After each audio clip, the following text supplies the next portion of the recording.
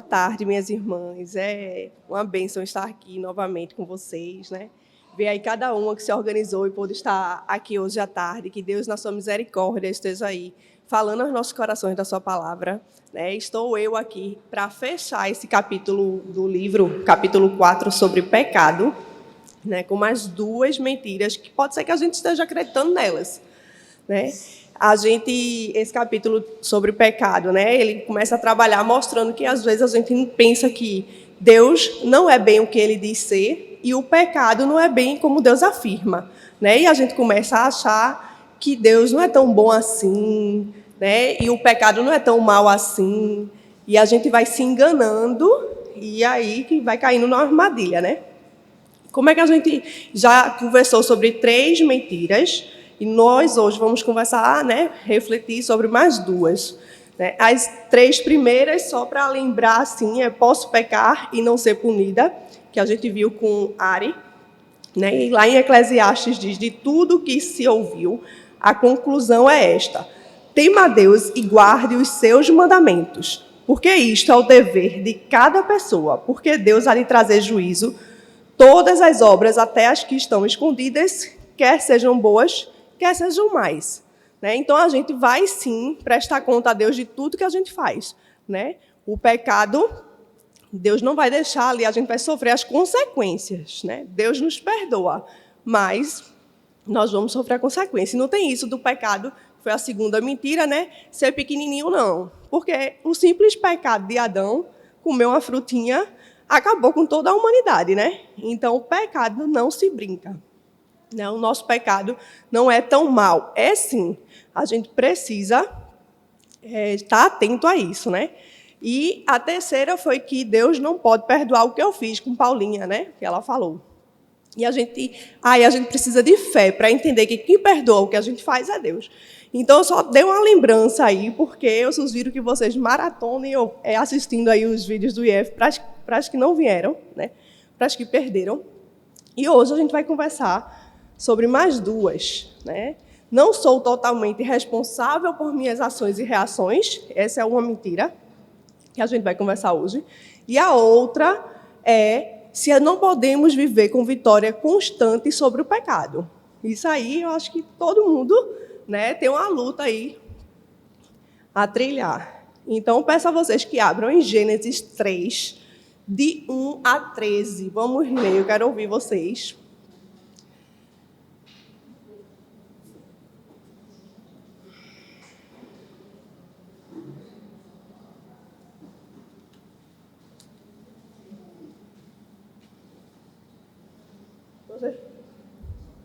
Vocês podem ler, tá?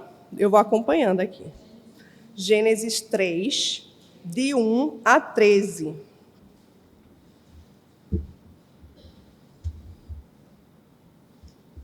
Mas a serpente pode... Todo mundo lendo, junto. Mas a serpente...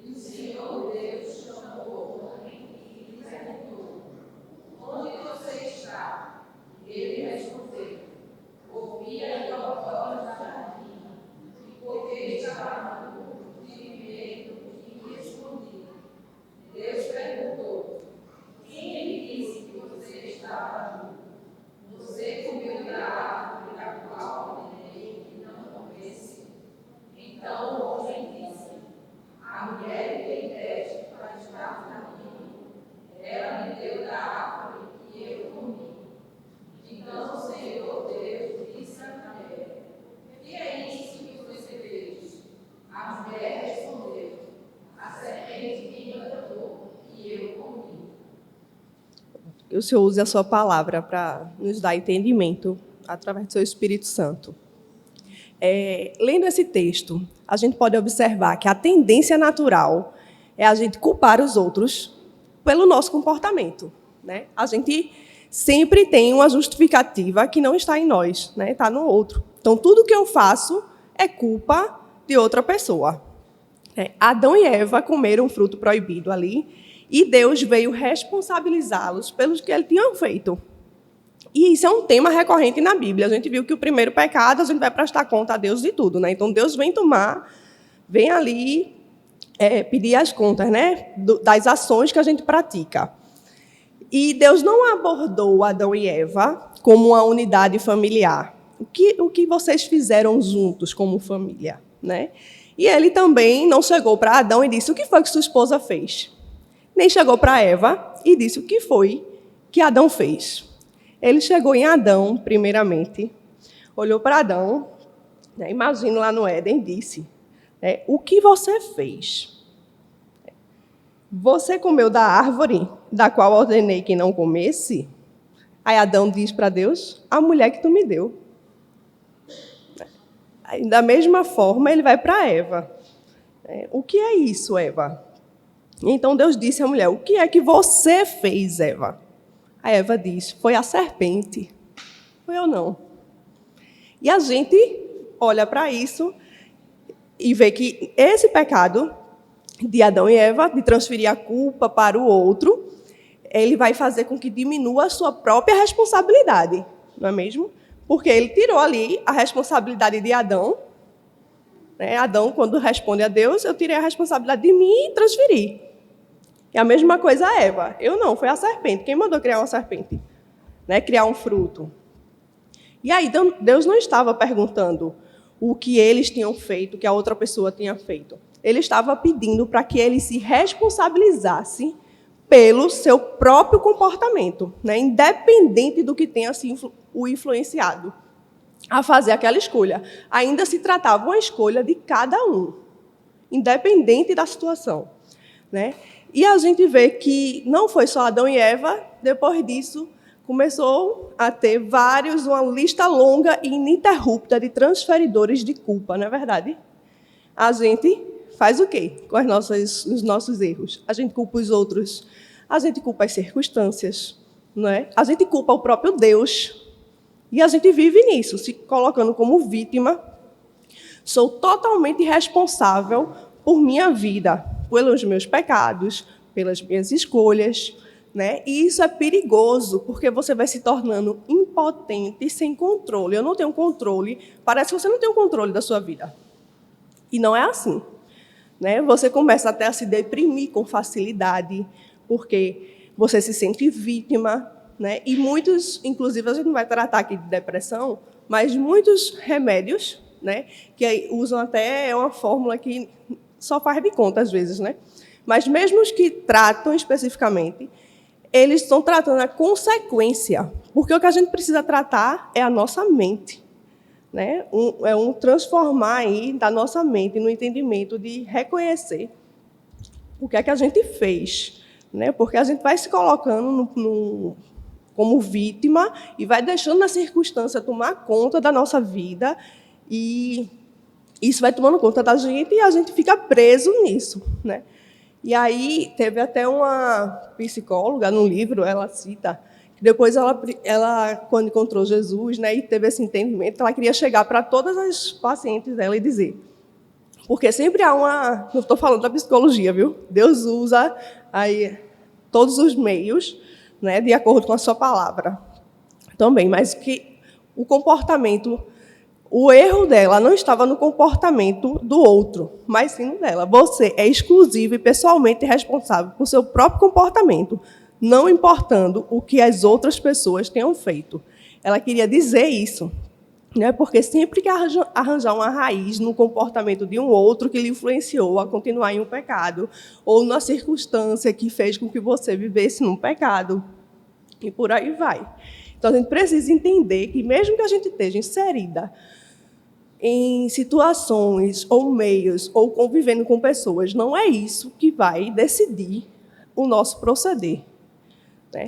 E a gente precisa, sim, estar identificando esses pecados na nossa vida e tomar a responsabilidade deles diante de Deus. Porque é um engano a gente achar que, se a gente assumir essa responsabilidade, a gente vai viver com culpa. É o contrário, não seremos atormentados pela culpa desnecessária. A gente precisa identificar esses pecados, porque é aí que a gente vai poder se arrepender, apenas assumindo a plena responsabilidade por nossas ações e atitudes, poderemos ser totalmente livres da culpa. É quando a gente identifica esse pecado, se arrepende e pode caminhar aí com Deus, né, na orientação dele, com motivo de esperança e de alegria para a nossa vida, né? E não enganando a nós mesmas, achando que a gente pode viver essa vida assim, influenciada pelos outros, pelas circunstâncias, e achando que somos vítimas. A gente precisa identificar que nós somos responsáveis pelas nossas escolhas e pelo nosso pecado, né? A gente vai continuar aqui para falar mais sobre a segunda ação, a segunda mentira, que a gente vai precisar de mais um tempinho a mais para a segunda mentira, certo? Então, essa primeira, de que a gente é responsável pelas nossas ações, pelos nossos pecados, certo? A gente precisa estar atento que as circunstâncias não estejam no controle da nossa vida. E sim, a gente, diante de Deus, identificando como a gente pode, quais são as nossas responsabilidades, e se arrependendo e buscando em Deus a caminhada na santidade. E aí, como é essa segunda mentira, né, que vai puxando também essa? Não consigo caminhar com a vitória consistente sobre o pecado. Eu acho que todo mundo aqui, né, pensa aí como é difícil ter uma vida de consistência, de constância, de não pecar, né? Eu acho que todo mundo pensa, como é que eu vou me livrar de tal pecado?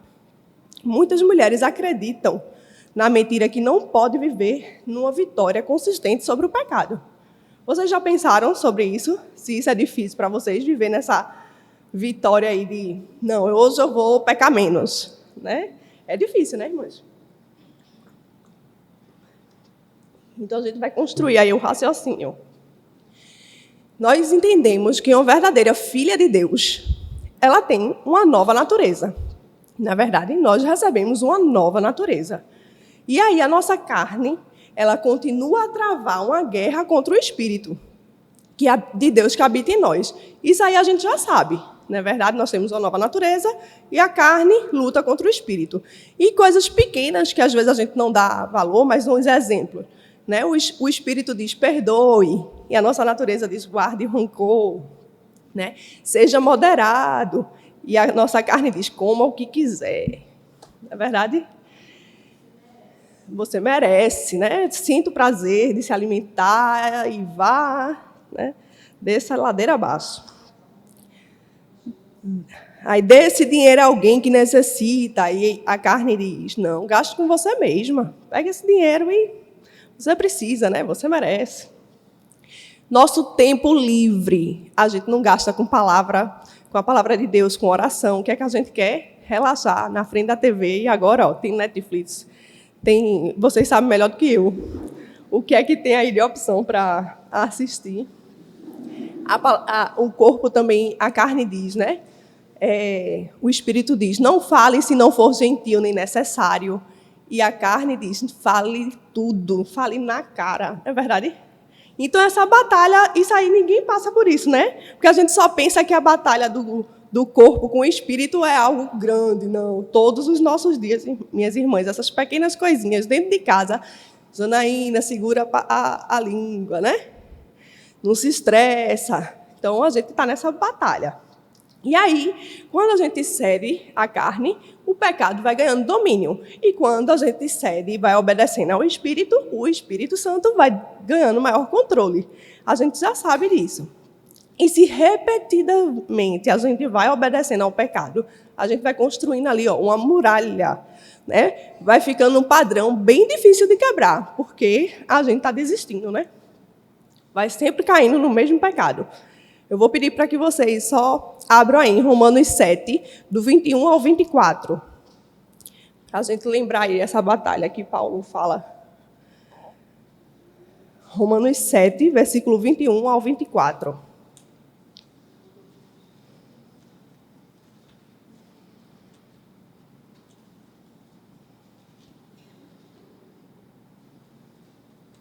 Acharam? Podem ler. 21. Miserável homem que eu sou, quem me livrará do corpo desta morte? Assim, encontra esta lei. Eu acho que é outra tradução, né? Ah, Assim encontro esta lei. Quando quero fazer o bem, o mal reside em mim. Porque segundo o homem interior, tem prazer da lei de Deus. Mas vejo nos meus meios outra lei, que é outra lei da minha mente, que faz prisioneiro da lei do pecado, que está nos meus meios. Miserável homem que sou, quem me livrará do corpo desta morte? Até qual? é até esse, 24. Então, a gente sempre lê esse versículo, né? A gente acha, olha aí, Paulo não conseguia, né? Vencer o pecado. Gente, Paulo estava ali, vários intérpretes aí, teólogos da Bíblia, né? Falando sobre esse versículo. Paulo estava ali falando para os judeus, né? Dizendo, nós conhecemos a lei. A lei, ele tentando falar sobre Cristo para os judeus. A lei que a gente conhece, que eles foram criados na lei, a lei que a gente quer obedecer, a gente faz? Não. A gente não consegue cumprir. E o que a gente quer cumprir, a gente não faz. Né? E o que a gente não quer fazer, a gente faz. Veja como a gente está preso. Isso era Paulo alertando os judeus. Como é que a gente se livra disso? Que é como ele termina, né, o clamor dele. Como se livrar disso? Aí ele vem falar de Cristo. Antes da gente ler Romanos 8:1, para você entender que essa batalha é a nossa vida sem Cristo. Por quê? A vida do cristão não é tudo que a gente não quer que a gente vai estar fazendo. A gente precisa, tá? Isso aí, até Nicodemos, no seu livro sobre Romanos, ele fala de uma viagem, se ele fosse cortar a África do sul ao norte, né, o pneu vai furar quantas vezes? Vai furar algumas vezes, né? Não é a cada 100 metros que o pneu está furando. É? Não é. Se bem que os buracos aqui, né? Tem essa teoria aí, tá um pouco... Mas o que ele quer dizer com a vida do cristão? Que a gente não vai estar pecando todo segundo, minha gente, né? A gente vai estar numa luta contra o pecado. A gente pode pecar, mas não é todo instante. Então, não é todo o mal que eu quero, que eu não quero, eu vou cometer. Certo? Ele está mostrando aí quem é que vai nos livrar disso. Porque isso é uma vida sem Cristo. Quem vai nos livrar disso? Romanos 8:1, só o versículo 1. Vamos ler. Então, aí aberto ainda. Agora, pois...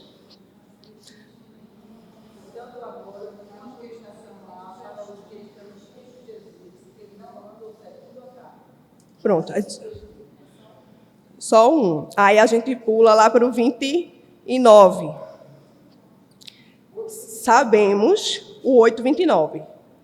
Perdão. Pois aqueles que Deus de antemão conheceu, ele também predestinou para serem conformes o quê? A imagem de seu filho, a fim de que ele seja entre muitos irmãos.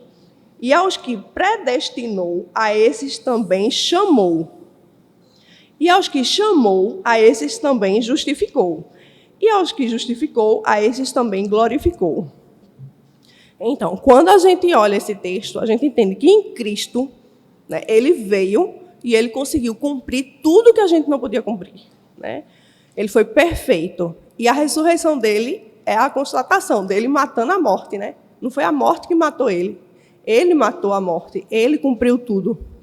E ele colocou fé para aqueles que creem nisso, entender que Cristo pagou o preço que a gente não podia pagar. Que a gente não podia amanhã ser perfeito. Porque a gente morre porque somos pecadores. A gente não sabe disso? Que a gente peca e esse é o nosso salário. O nosso fim é morrer. Todo mundo é a mesma direção da vida, né? Então, Cristo, quando cumpriu tudo e matou a morte ali, ressuscitando, ele mostra, né, que o caminho é aquele que tem fé em mim, ele também vai andar, ele tem a vida eterna. Né? E isso chama-se justificação. Quando Deus olha para a gente, né, nós pecadoras, que cremos em Cristo, ele não vê somente a gente. Ele vê primeiro Cristo. Cristo cumpriu tudo. A gente precisa ter esse entendimento bem fundamentado na nossa mente, certo? Cristo cumpriu tudo. E a partir daí, a gente vê que a gente pode caminhar com Cristo na sua vontade, porque a gente foi predestinado a se assemelhar a Cristo. É por isso que a gente foi escolhido. Né? A palavra de Deus diz aqui. Deixa eu pegar. A gente acabou de ler, né? Ele também predestinou para serem conformes à imagem do seu Filho. Está vendo? Por que ele nos predestinou? Para sermos a imagem do seu Filho. E a gente não recebe um perdão porque a gente nasceu na igreja, porque a gente viveu um lar cristão, porque a gente só foi batizada, né? Feito boas obras, recitando uma oração, nem muito menos confiando no que a gente pode fazer. A gente é só confiando em Cristo, o que ele fez na cruz, quando morreu em nosso lugar. Né? E isso é pela fé. O pastor Jonatas, que ele fala sobre aconselhamento redentivo, ele tem a descrição de fé, dizendo que fé é um conhecimento que ultrapassa a convicção e ele vai para a confiança, certo? Fé é o conhecimento quando ultrapassa a convicção e alcança a confiança. Então, nós temos essa fé na obra de Cristo, confiamos que ele cumpriu tudo, que somos justificadas por ele, e agora o que a gente não percebe, muitas vezes não dá valor, é que somos justificadas para nos parecer com Cristo. Somos justificadas para parecer com Cristo. E o que é isso? É uma vida consistente de vitória sobre o pecado. É uma vida que a gente vai caminhar se parecendo com ele, né? E vivendo na confiança de que a gente pode, através do Espírito Santo, caminhar na sua vontade, e se a gente erra, a gente tem um intercessor junto ao Pai, que vai estar ali pedindo por nós, que a gente vai se arrepender e vai novamente para o caminho. E a gente vive assim uma vida de gratidão. Em gratidão à obra de Cristo, a gente caminha em santidade, em santificação. Mas muitas mulheres, elas têm dúvida da sua salvação e ficam aí atormentadas pela culpa. E muitas vezes a confiança delas não tem o olhar certo, né? A gente está acostumado a ler a Bíblia como sempre no que a gente tem que fazer. E a Bíblia realmente diz o que a gente tem que fazer. Mas a gente precisa olhar para a obra de Cristo, para o que Deus diz que a gente faz. Exemplo, a passagem de Jonas. A gente sempre se concentra na desobediência de Jonas, não é verdade? Jonas desobedeceu e a baleia engoliu ele. A gente sempre se concentra nisso. Mas a gente, olhando bem, a gente vê que um Deus que amou tanto Jonas como um fariseu que estava ali sem querer amar o próximo, que Deus mandou ele falar, como os ímpios que não conheciam a Deus. Então, a história de Jonas é a história de um amor de Deus, com a sua bondade e misericórdia, tanto para um fariseu quanto para os ímpios. Certo? A história também do filho pródigo. A gente se concentra no filho que deixou a casa. Né? E, se a gente olhar bem, ali tem um pai bondoso que tinha um filho perdido para imoralidade e outro perdido para moralidade. E o pai ama não só o filho perdido para a imoralidade, quanto o filho perdido para a moralidade. Então, a gente precisa entender que nós temos um Deus poderoso, maravilhoso, que deu o seu próprio filho para que a gente possa confiar na obra dele em nossa vida e em gratidão a esse Deus, a obra de Cristo, a gente caminha se arrependendo e acertando em vitória sobre o pecado. Certo? E vamos continuando. Então, não é porque somos bondosas, né? A única maneira de ser justificada é pela fé em Cristo. A gente já sabe. Mas a gente precisa entender como é essa questão da santificação. Por quê? A gente não cresce, muitas vezes, preocupada com a santidade, né?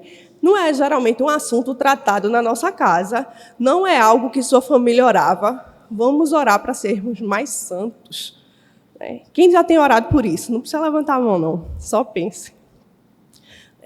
Na verdade, a gente nem se importa muito com a questão da santidade, né? A gente pensa que é religiosidade ou legalismo, mas é o objetivo da nossa redenção. É uma evidência da vida eterna. Porque nós vamos ser reconhecidas se refletirmos a Cristo, né? Se nos assemelharmos a Cristo. Então, o objetivo da nossa redenção é nos parecer com Cristo. Você é conhecida por ser santa, né? Pense aí. Como é o céu para você? Você já imaginou o céu? O céu tem um Deus santo, com anjos santos, com santos habitantes que são santos. Você entende a santidade de Deus? Quando a gente lembra na palavra a grande comissão ali, quando Jesus voltou e encontrou os discípulos no caminho de Emaús, né? Ele diz para ir e falar do evangelho por todo, né? Toda a terra. Mas vamos abrir lá, em Mateus 28, 19 e 20. Vamos, porque é bom a gente ler a palavra, que a palavra vai nos lembrando. Mateus 28, 19 e 20.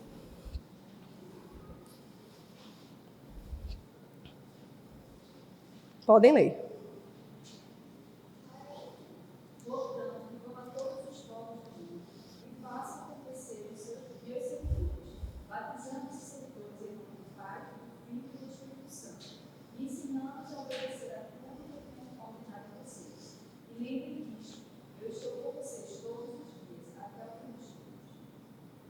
Amém. Não é só a gente sair por aí falando do plano de salvação. É também ensinar a guardar os mandamentos. Quer ensinar a guardar os mandamentos? Obedecer a palavra dele. Aí o texto é completo. E de pregar o evangelho, ensina a guardar os mandamentos. Uma vida de santidade, uma vida que anda tendo vitória sobre o pecado, né? E a gente sempre não é nem o moralismo, o legalismo, da gente estar aí querendo só as leis, nem também tem o nome, né, antinomianismo, que é a salvação sem a necessidade de guardar a lei, os mandamentos, né? Mas, na verdade, a gente gosta dos nossos pecados. É doloroso dizer não para os nossos pecados. É mais fácil a gente deixar a gente fazer o que a gente quer, né? E até as faculdades, hoje em dia, quando a gente sai das faculdades, as meninas, todos nós, homens e mulheres, saímos prontos aí para transformar o mundo, né? Uma coisa é você sair querendo transformar o mundo. Outra coisa é você ser resoluto na oração, pedindo para que Deus transforme o seu coração. A gente, na nossa busca, a gente precisa estar diante de Deus, pedindo para que Deus transforme o nosso coração, ensinando a gente a andar na sua vontade. A gente duvida, muitas vezes, que a santificação seja uma possibilidade para a nossa vida. E a gente, quando lembra em estar aí numa vitória constante sobre o pecado e vivendo na vontade de Deus, a gente também tem um versículo que a gente sempre pensa, né? De Isaías 64:6, que diz: nossos melhores esforços são trapos de imundícia. Se você abrir na Bíblia, não vou nem pedir agora, mas abra depois. Isaías 64:6. Um versículo antes, Isaías 64:5, diz: tu sais ao encontro daquele que com alegria pratica a justiça, daqueles que se lembram de ti nos teus caminhos. a gente só pensa que os nossos melhores esforços são trapos de imundícia, não é isso? E agora, Deus antes, no versículo antes, diz que ele sai ao encontro daquele que pratica a justiça. Então, eu posso andar em justiça. O que é isso? Quando Deus olha para a gente, ele conhece o nosso coração, ele conhece a motivação do nosso coração. Ele sabe que se a gente tiver, mesmo que a gente não vá ser perfeito, a motivação é agradar a ele, certo? A gente não está ali. Ele conhece a motivação errada. Então, a gente pode fazer algo assim, hollywoodiano aqui, mas se o querer do nosso coração, o que Deus conhece do nosso coração, for algo que não está em Deus, não adiantou de nada. E, às vezes, algo tão simples, né, que a gente faz, ajeita uma mesa, né, limpa um negocinho, mas o nosso desejo é agradar ao Senhor. Como uma criança, né, que tem 2 anos, faz um desenho, você acha lindo, né? Então, a gente não acha lindo? Deus está vendo aquilo e está vendo a motivação do nosso coração. Então, ele se agrada sim. Né? Mas o que ele não quer é o nosso coração, com a motivação errada. Praticando, sem querer agradar a ele, sim, muitas vezes querendo agradar os outros, né? E com outras motivações aí. Então, a gente vê lá em Romanos 12, 1, que a gente, sim, é a orientação de Paulo, né? Portanto, os irmãos, pelas misericórdias de Deus, peço que ofereçam o seu corpo como sacrifício vivo, santo e agradável a Deus. Este é o culto racional de vocês. A gente precisa ter isso em mente. Né? A gente precisa oferecer esse sacrifício vivo do nosso corpo, né, a Deus. O mover das nossas atitudes é obedecer ao Senhor. Então, a santificação não é só o objetivo da nossa redenção, mas ela é necessária para a nossa redenção. Né? Isso é necessário à nossa vida de santidade. E a nossa fé, ela é a raiz mas as nossas ações, as nossas atitudes, as obras são os frutos. E a gente não vai ser conhecido pelos nossos frutos, não é verdade? Então, a gente sabe que o desejo e o realizar, o querer e o realizar vem de Deus. Ele tanto nos salva, como ele também nos transforma. É ele que vai fazer isso. É ele que vai fazer a gente caminhar nessa vitória aí constante do pecado, né? A cada dia. E se a gente olhar para a Bíblia,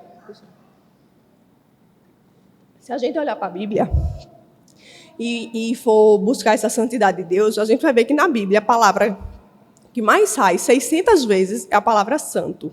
E derivada dela, tem de santidade e tudo, dá em torno de uns 700. Então, Deus, ele quer sim que a gente se assemelhe a ele.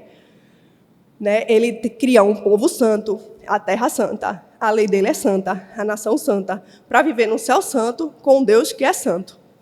E muitas vezes a gente parece que está bem distante da gente, né? A santidade. A gente nem pensa sobre isso. E não é só querer cumprir os mandamentos e uma lista de atividades espirituais, porque a gente vai fazendo aí um equilíbrio, né? Das atividades que a gente faz com a lista de oração, de tudo, mas negligencia no nosso coração a bondade, a humildade, a alegria, a pureza sexual. Né? E a gente precisa estar tratando realmente o nosso coração com essas peculiaridades. Né? Muitas vezes nós temos nos assemelhado ao mundo, né? Nessas áreas todas aí. E a gente tem visto que a amizade, a gente sabe na Bíblia que a amizade com o mundo é inimizade com Deus. E o mundo não fornece nenhum incentivo para a nossa santidade. Não é verdade? O mundo ele só vai nos afastar de Deus. Nada no mundo, suas amizades de trabalho, de estudo, de faculdade, vizinhança, que não for de Deus, seu objetivo ali é pregar o Evangelho. Não é abrir a sua vida, não é estar compartilhando, pedindo conselho. Certo? Porque ninguém está ali incentivando você a ser mais santo, não, a se aproximar de Deus. Tá? A gente precisa renovar a imagem de Deus em nós, porque nós somos semelhança de Deus, fomos feitos à imagem e semelhança do Senhor. É uma vida de virtudes, não é uma vida de vícios, né? Uma vida que a gente permanece nos vícios. Eu também busquei nesse livro aqui, tá? Brecha em Nossa Santidade, para a gente poder conversar mais sobre como vencer esse pecado. Eu só quero falar aqui, tá já marcado. Tem várias passagens na Bíblia sobre uma vida de virtudes. E lá em Romanos 12, 9 e 21, tem 1 Coríntios 13, 4 a 7, Gálatas 5, 22, 23, Colossenses 12, 3, 12 a 15. Eu vou ler só Romanos, capítulo 12, de 9 a 21. Uma vida de virtudes. Amor sincero, ódio pelo mal, apegados ao que é bom, amor fraternal, excedendo da honra, zelo, fervor de espírito, serviço ao Senhor, alegres na esperança, pacientes na tribulação, perseverantes na oração, generosos, hospitaleiros, que abençoam os inimigos, que se alegram com os que se alegram, choram com os que choram, harmoniosos, humildes, não orgulhosos, que se associam com pessoas de posição inferior, não sábios aos próprios olhos, não retribuem de mal por mal, que vencem o mal com o bem. Eu citei outros versículos, não vou ler eles aqui não, mas veja, uma vida de virtudes, uma vida que busca praticar essa palavra de Deus, né?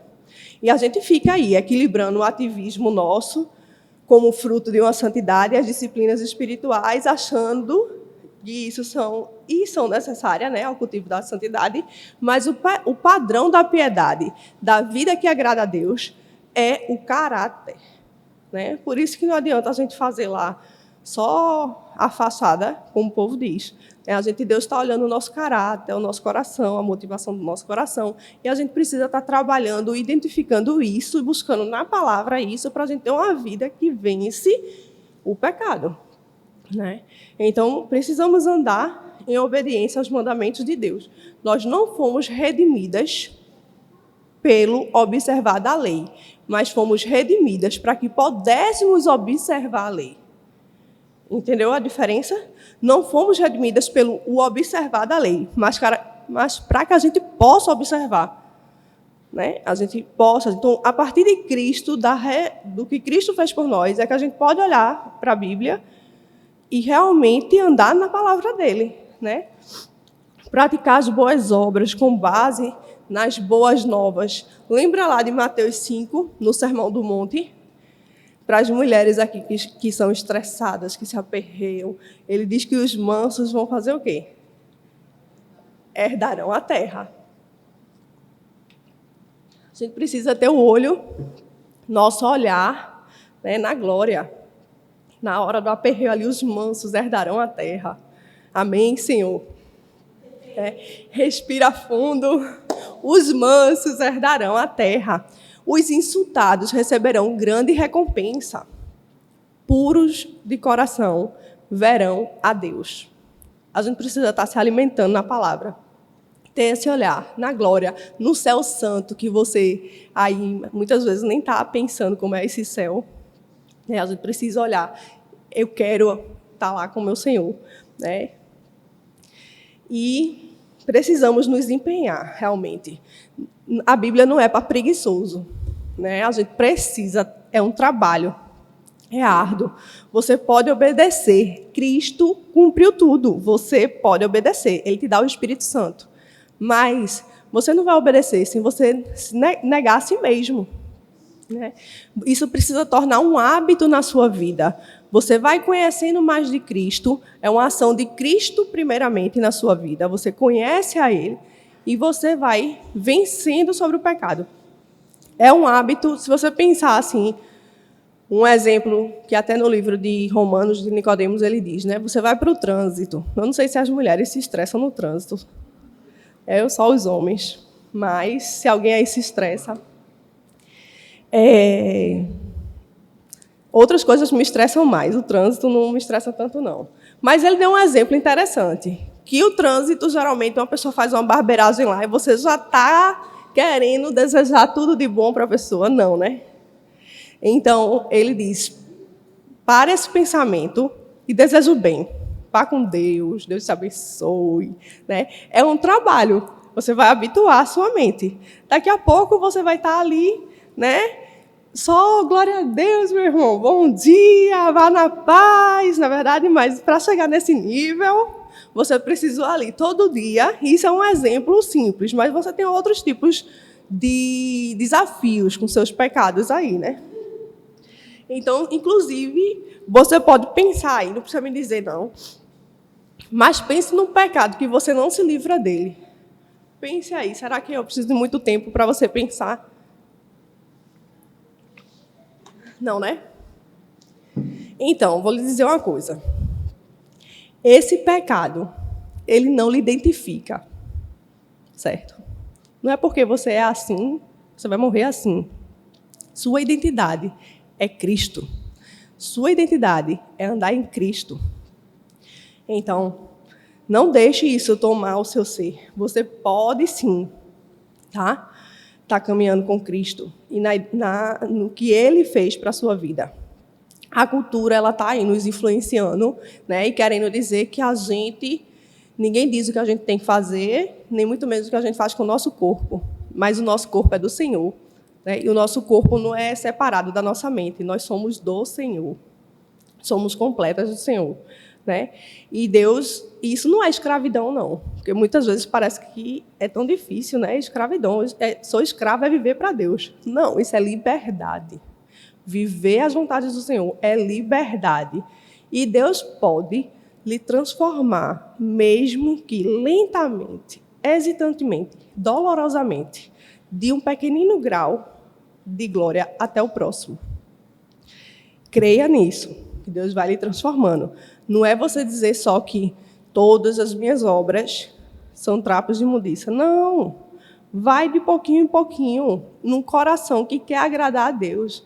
Deus é um Deus bondoso, misericordioso. A motivação do teu coração é querer agradar a Deus. Ele está olhando o que você não consegue fazer em perfeição. Cristo fez. Ele já olha para você olhando para Cristo, né? E você precisa crescer em comunhão com Cristo.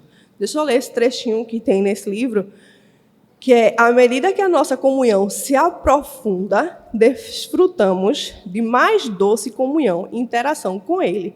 Crescemos no conhecimento dEle e em afeição por Ele. Experimentamos o seu amor e afeição por nós de forma mais rica. Saboreamos a graça e obedecemos mais livremente. Então, a gente precisa estar nessa comunhão com Cristo, entendendo tudo que Ele fez, nesse desfrutar, nesse deleite, né? Como o Salmo 1, né? Que a gente se deleita na lei do Senhor, antes medita dia e noite nela. A gente precisa encontrar deleite, prazer. O nosso prazer não é descansar só na frente da TV, não. Nosso prazer é a lei do Senhor, é meditar nela, é ter essa comunhão com Cristo, que é a gente conhecendo e estando nele, nessa comunhão íntima, que a gente vai estar vencendo os pecados mais livremente, né? É como essa comunhão com Cristo é como um matrimônio. Você está salvo, não é verdade? Você está casada, mas a sua comunhão pode ser forte com seu marido e pode ser uma comunhão fraca. Então, nós precisamos trabalhar uma comunhão forte com Cristo. Eu quero me deleitar nele, eu quero estar no Senhor. Ele te permite isso através da sua obra e com o seu Espírito Santo. E o caminho para a nossa santidade extraordinária aí não é nada extraordinário.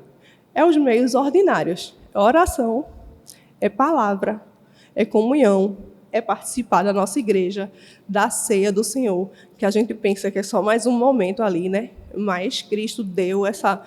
Façam isso em memória de mim. Ele está presente. Ele está ali nos selando, né? Com o seu pacto. E a gente precisa estar nessa caminhada de mortificar, lembra do início? Mortificar a carne e vivificar o espírito. Dizer não para o pecado e dizer sim para o Espírito Santo, né? Essa verdadeira santidade é a ornamentação mais extraordinária e a beleza mais magnífica que podemos encontrar no ser humano. É essa vida de santidade, é andar buscando o Senhor, é esse coração alinhado com a vontade de Deus. É você estar aí buscando a vontade do Senhor. Não é, minha irmã, um plano B de Deus, certo? A santidade para a sua vida, não. É o objetivo que Ele te salvou, é te assemelhar a Cristo, Ele completar a obra na tua vida. Deus lhe salvou para santificá-lo. A noiva dele está sem mácula. Cristo cumpriu tudo, mas Ele quer a cada dia te assemelhar a Cristo, né? E aí você pode pensar o que é que as pessoas ao seu redor lhe esperam, né?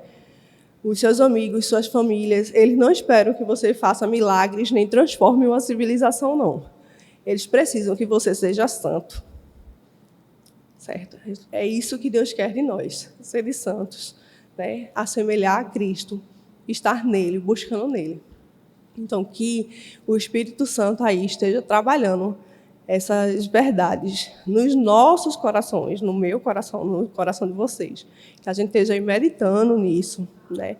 Podendo, o que antes a gente podia pensar que estava bem distante, a gente ter uma vida, né, de caminhar na vontade do Senhor. A gente sabe que Cristo permite isso e o Espírito Santo faz com que a gente vença a cada dia e possa, mesmo que, como a gente viu, né, dolorosamente, hesitantemente, de pouquinho em pouquinho, a gente vai se assemelhando mais a Cristo, buscando esse deleite, essa comunhão com Cristo, conhecer mais a Ele, né, e descansar nele. Possamos substituir essa mentira de dizer que a gente não pode ter uma vitória constante sobre o pecado. A gente pode sim, certo? A gente pode caminhar e não se enganar com isso, certo? E lembrar a primeira mentira também, que é as nossas ações e reações não são nossa responsabilidade, são sim, né? A gente sabe já, conversamos hoje, que a gente precisa identificar a nossa responsabilidade, independente de onde a gente esteja inserida, independente de quem esteja ao nosso redor, o que estejam fazendo. A responsabilidade Deus vai cobrar de nós. Amém? É isso que eu vim. Vamos orar. E aí eu vou passar para as meninas do louvor para cantar uma música, né? Confissão. Tá? Pai amado, Tu és maravilhoso, Senhor, nosso Deus misericordioso, bondoso, digno de toda a honra e toda a glória. Deus santo, nós Te agradecemos, Pai, por essa tarde aqui, meditando na Tua palavra, Senhor, iluminadas pelo Teu Espírito, Senhor. Nós Te agradecemos, Senhor, que o banquete Teu, Senhor, de comunhão com Cristo, Senhor, com uma com as outras, Pai, que o Teu Espírito Santo esteja aí trabalhando em nossos corações, transformando a nossa mente, Senhor, nos dando realmente vitória, Senhor, sobre o pecado dia a dia, Senhor, caminhando na Tua vontade, Senhor, pela força do Teu Espírito, pelo iluminar dele, Pai, sabendo que podemos confiar em Cristo, Senhor, que cumpriu tudo por nós, Senhor. Temos um advogado junto a Ti, Senhor, que intercede por nós, Pai, e que podemos confiar, Pai, e caminhar se deleitando, Senhor, nessa obra maravilhosa, em gratidão, Senhor, a Ti, constrangida pelo Teu imenso amor, Pai. Podemos caminhar, Senhor, na Tua palavra, em obediência, Senhor, com um coração que quer agradar a Ti, motivado, Senhor, para Te agradar em primeiro lugar em nossas vidas, Pai.